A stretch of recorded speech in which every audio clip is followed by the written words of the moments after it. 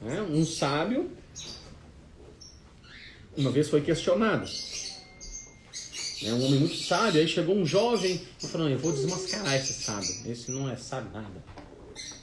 Aí no meio de um monte de gente, ele falou, eu quero fazer uma pergunta. Ancião, eu quero te fazer uma pergunta. Ele falou, faça.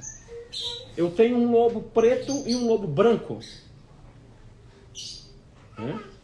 Qual dos dois vai prevalecer numa guerra, numa briga? Ele falou, aquele que você alimentar mais. Entende? Então, quando você alimenta mais, o Yetzer Hará, ele governa sobre você. Quando você alimenta mais o Yetzer Hatov, uma inclinação para o bem, ele governa sobre você. O que vai acontecer, querido? Como o apóstolo Paulo explica isso para os filipenses, né? Que nós vamos voltar para os fundamentos iniciais. No tempo do milênio, nós vamos retornar para aquilo que éramos no princípio. O que vai acontecer? O Yetzer Hará vai sair, vai ser arrancado de dentro de nós. Então não vai haver mais a junção, a unidade entre o bem e o mal.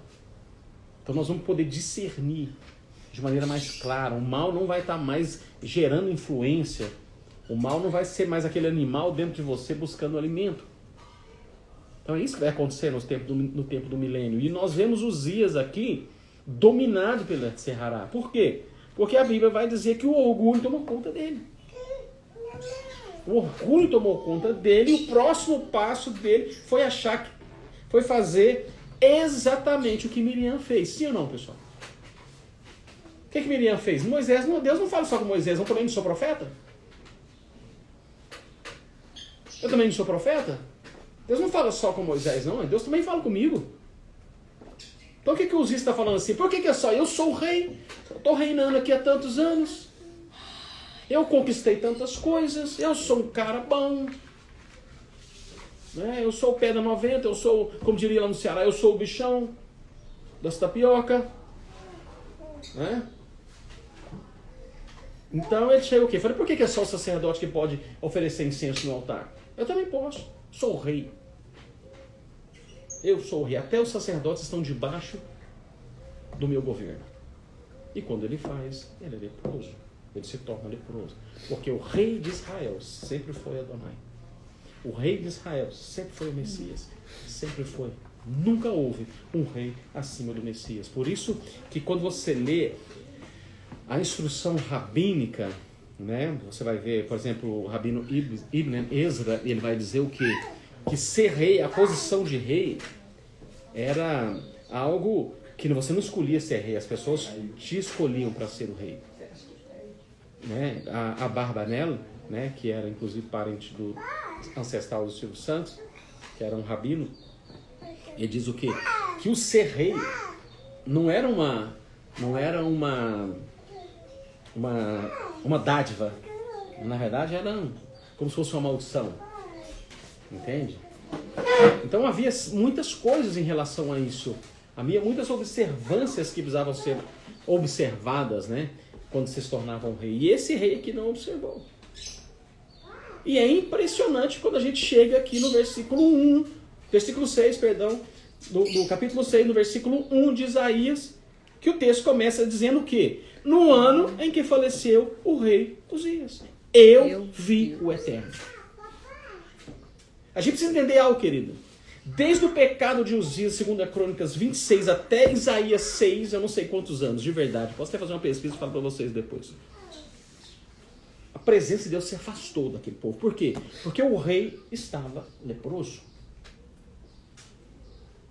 O povo parou. Não era isso que acontecia? Quando Miriam ela pecou e foi afastada do arraial, o povo não ficou parado esperando ela ser curada? Aqui o povo foi parado pelo Eterno até que rei Uzias morreu. Então um homem que teve o poder de parar toda uma nação por causa da sua desobediência. E aqui, querido, nós precisamos entender algo. Há muita lepra espiritual no nosso meio. De gerações. Sabe, há muita lepra espiritual no nosso meio. É por isso que a igreja está parada. Tem muitos Uzias espirituais, homens que se levantaram com grande poder, com grande unção, com grandes ministérios, mas eles fizeram algo para Deus que não era ordenado para eles fazerem. Muitos roubaram a glória para si. E a lepra se apoderou. Hoje nós temos um cristianismo leproso. Nós podemos falar sobre isso, né, queridos? Porque todos somos cristãos. O cristianismo que é idólatra, porque é idólatra. Hoje nós vemos as igrejas são idólatras. E nós temos que lutar contra isso. Quantas vezes a gente já está nessa jornada há muitos anos, desde 94. Quantas vezes nós vimos pastores como... É aquele conceito grego, né? Aquele conceito grego dos semideuses. Então, quando o cara ele se destacava dos demais, ele logo recebia um título de ser filho de um deus X. Se ele era um cara muito forte, como o Hércules, ele era filho, né? Era filho de... Perdi o nome do deus. Forte, Hércules, né? Zeus, né? Zeus era o deus. Zeus, porque Zeus era o todo, mas era filho de Zeus mesmo. Então, ele era forte demais. Então, era o quê? Isso não pode ser humano. Está além das capacidades humanas. Ele só pode ser um semideus. Então, esse é filho. Então, aquele cara que era muito rápido, não, esse é filho de Hermes. A mulher que era muito bonita era filho de Afrodite. Porque isso não era comum. Isso não podia ser normal. Então, tem muitos homens que, por se destacarem um pouco mais, por talvez ter uma inteligência emocional mais equilibrada, por ter uma inteligência espiritual mais desenvolvida, eles sobressaem sobre os demais e as pessoas falam, esse cara, meu Deus do céu, é o guru desse tempo. Então começa a fazer o quê? Ele não é Deus, mas ele está bem perto, né? Está bem perto. Então criou-se os semideuses dentro da estrutura eclesiástica. Só que se você for analisar a Bíblia, querido, se tem uma coisa que o apóstolo Paulo vai bater, se tem uma coisa que a cultura bíblica vai bater, é sobre principalmente o helenismo grego. Mas nós abraçamos esse helenismo e as suas lepras, né? E isso nos parou. Essa é a verdade.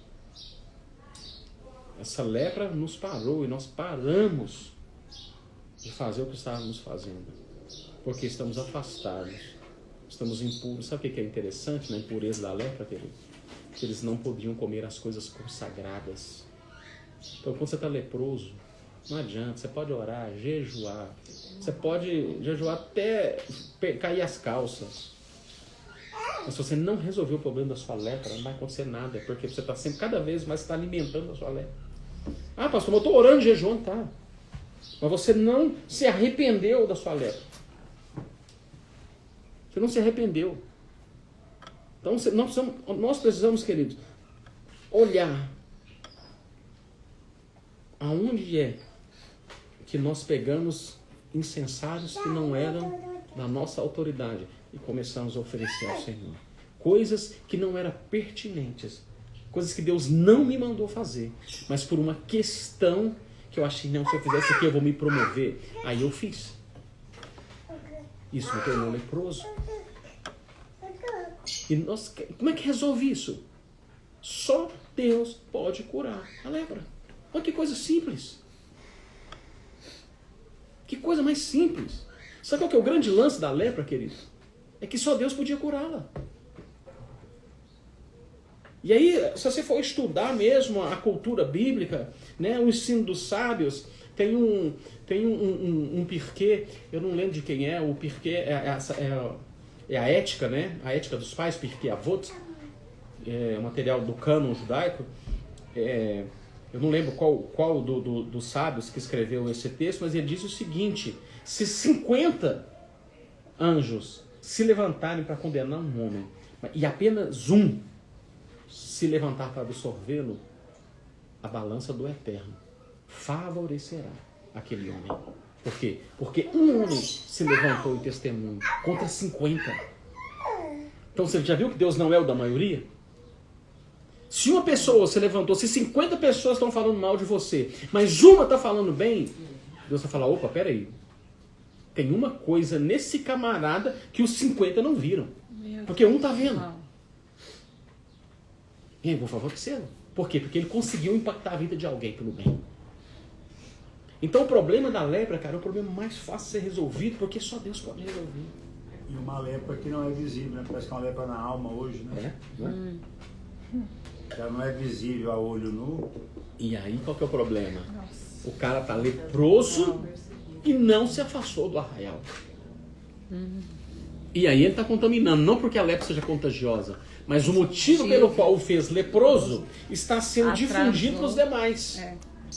Parou. E o coração está cheio de lepra, e o coração cheio fala, a boca fala do que está cheio. Do que está cheio o coração. Por exemplo, se aquele cara for leproso porque ele falava mal dos irmãos, mas ele continuou a vida dele normalmente, prosperando em algumas áreas, o ministério foi crescendo. As pessoas que andam com ele vão fazer o quê?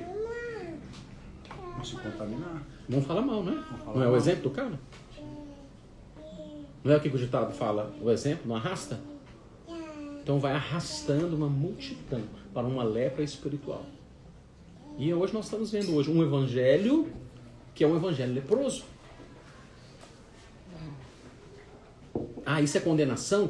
Dureza? Mas não, isso não é dureza, pessoal. Isso é um grito de socorro. Vamos nos arrepender. Vamos voltar para Jesus. Observar a instrução. Vamos observar. Lembra o que a Torá representa? Acertar o alvo. Então, cara, eu não estou conseguindo acertar. Mas é por isso que a Torá ela vem do radical Yará. Porque o arqueiro, quando ele começa a atirar no alvo, ele não acerta de primeira. Mas não é a constância que leva à perfeição? O aperfeiçoamento dos santos. Não é? Nós somos aperfeiçoados. Então talvez se eu começar a tirar flecha hoje, talvez eu não acerto.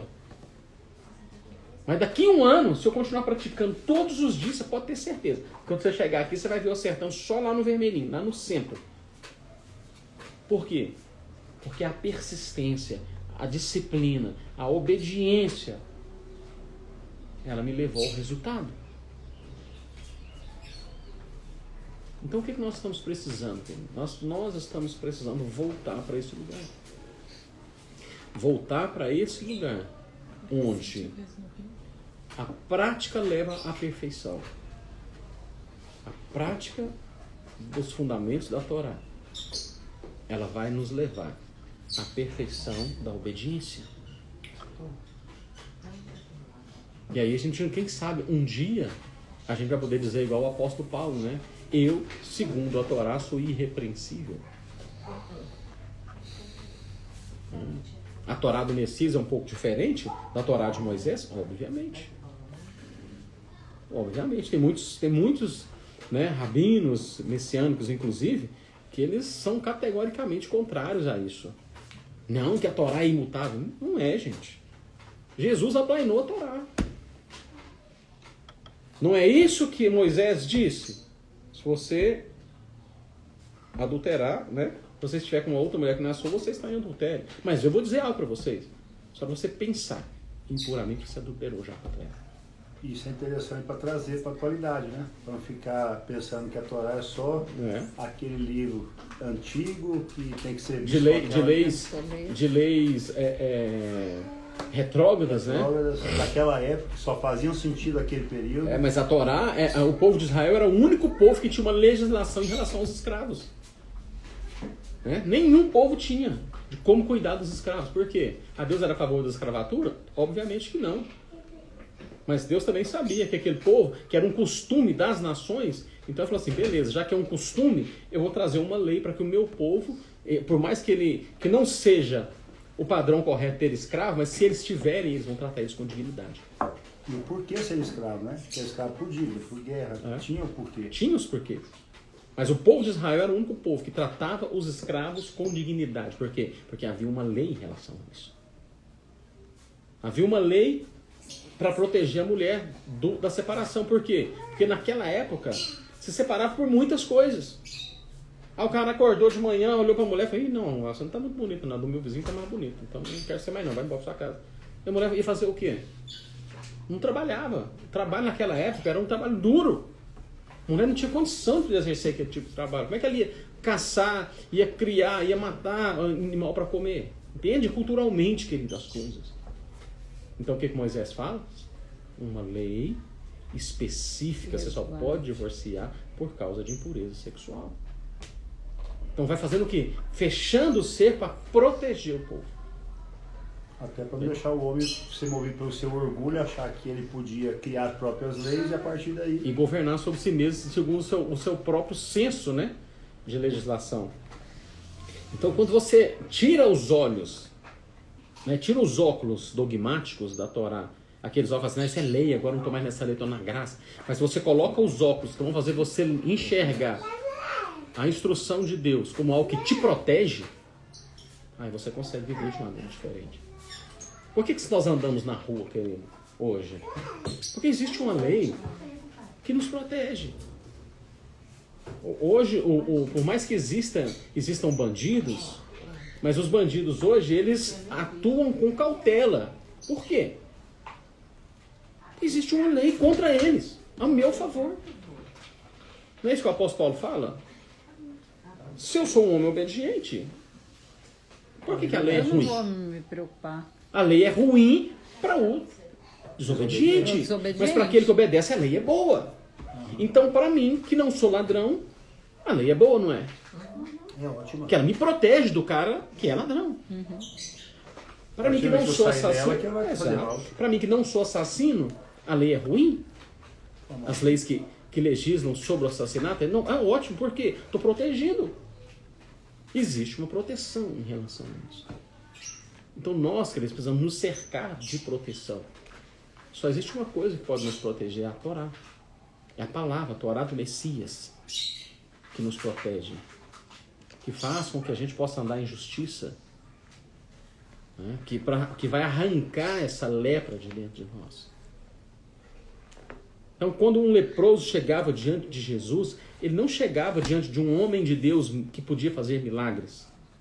Porque, culturalmente falando, só Deus curava a tsará. Então ele não chegava. Podia ser o homem mais santo. Porque, aí vamos lá, vamos voltar aqui e inserir Naamã nesse contexto. Por que Naamã é o único homem que ficou leproso? Que não era do povo judeu. A Bíblia diz que Deus o favoreceu. Aí, muitas pessoas... Eu já ouvi muitas coisas a respeito, mas... Eu até consegui entender algumas, mas tem muita coisa errada, querido. Quando a Bíblia diz que Deus prosperou, né? Naamã, as pessoas entendem que Deus estava satisfeito, que era aquilo, né? Que ele estava abençoado. Mas não, Deus precisava, né? Não precisava, né? Dentro desse conceito humano. Mas Deus ele ia trazer correção ao povo de Israel. E prosperou Naamã para essa correção. Entende isso, pessoal? A questão não era Naamã, a questão era o povo que estava em desobediência.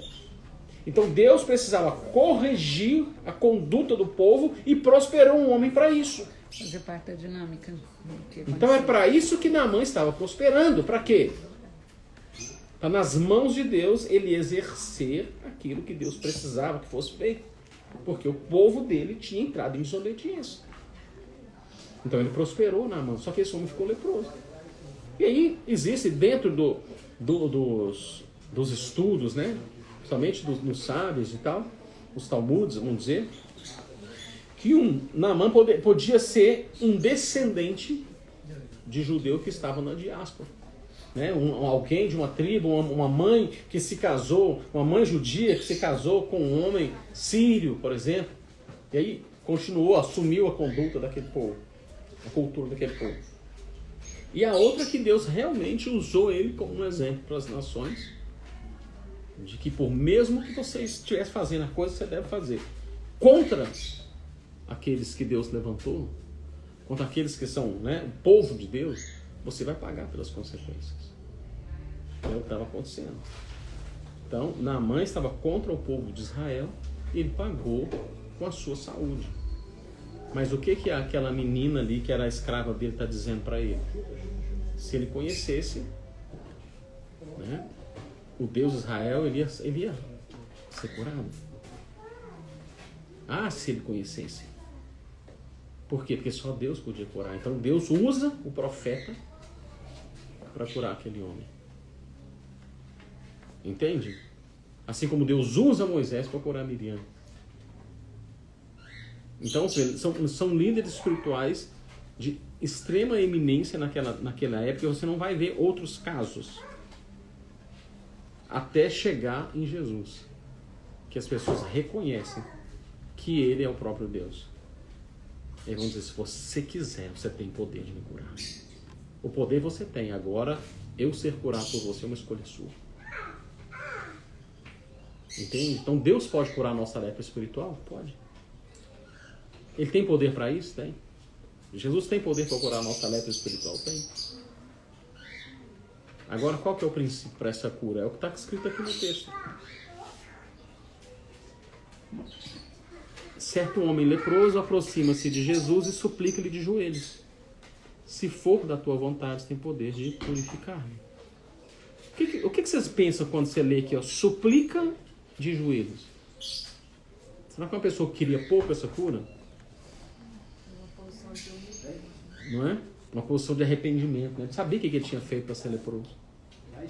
Então ele está aqui diante de Deus suplicando de joelhos, em total rendição ao seu pecado.